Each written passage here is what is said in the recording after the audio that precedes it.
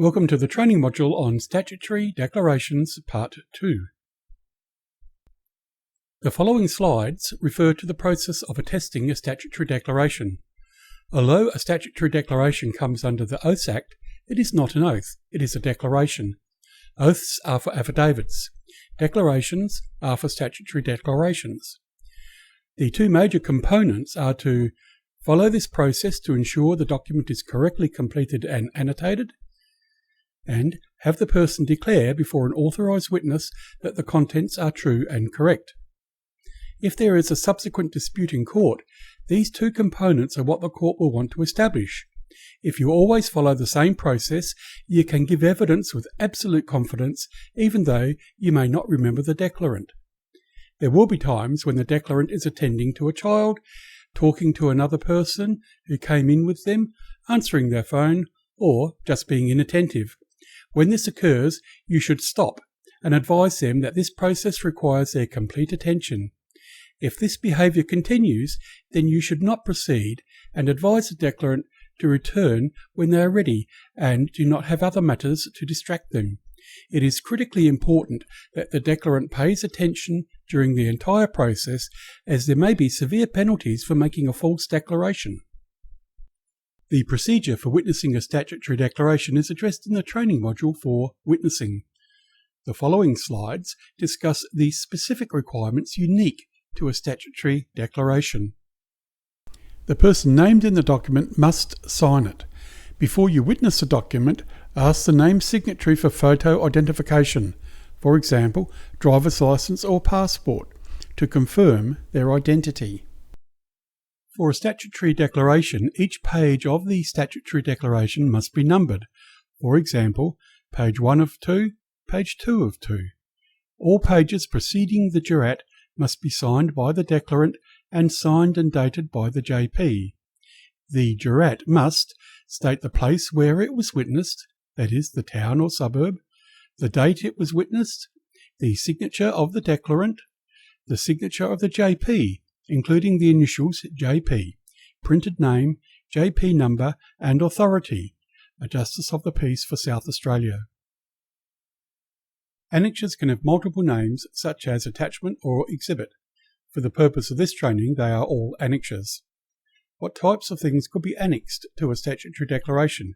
Any kind of document could be annexed to a statutory declaration. This includes paper documents as well as photographs. Common items that are attached to a statutory declaration to support the statement of fact would be photographs, for instance, maybe of a car accident, bank statements, letters addressed to the declarant, utility bill. Why annex them? Annexures are for information that support the statement of fact in the statutory declaration.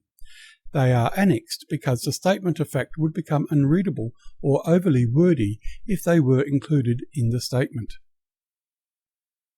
Each annexure may be one to many pages. There can be multiple annexures. It is up to the declarant to structure the annexures into whatever order they deem. For instance, Annexure A may contain multiple bank statements. Annexure B may contain several pages of photographs. Annexure C may contain letters from various sources, and so on. Each annexure must be referenced in the body of the declaration.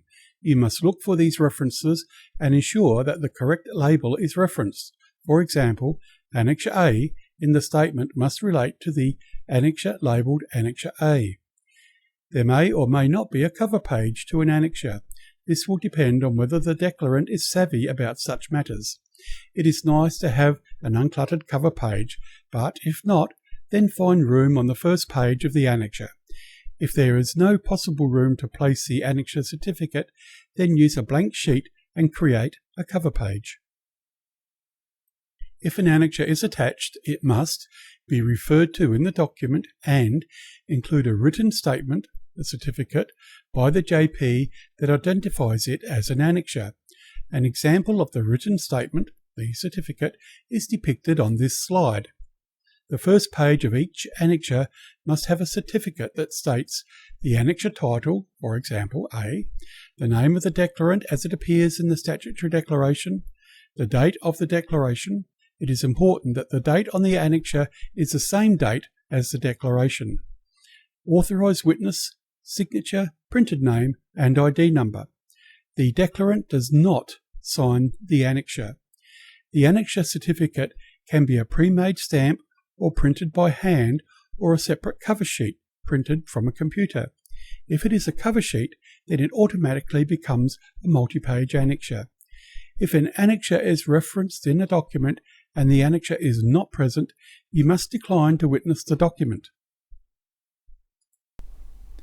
When asking the person to declare the content of a statutory declaration to be true, you must use the following words.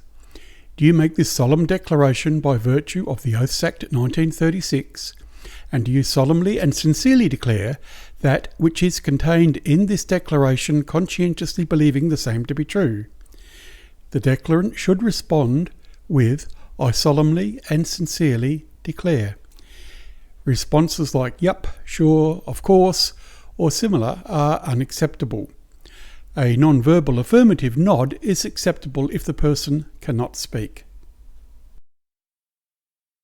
After the person has signed the document in your presence, you witness by signing and dating the document. Clearly print your name, including all your middle names, JP initials, and ID number. Underneath or next to your signature, write the words, A Justice of the Peace for South Australia. If you have a stamp, place it close to your signature. Do not place it over your signature or sign over your stamp.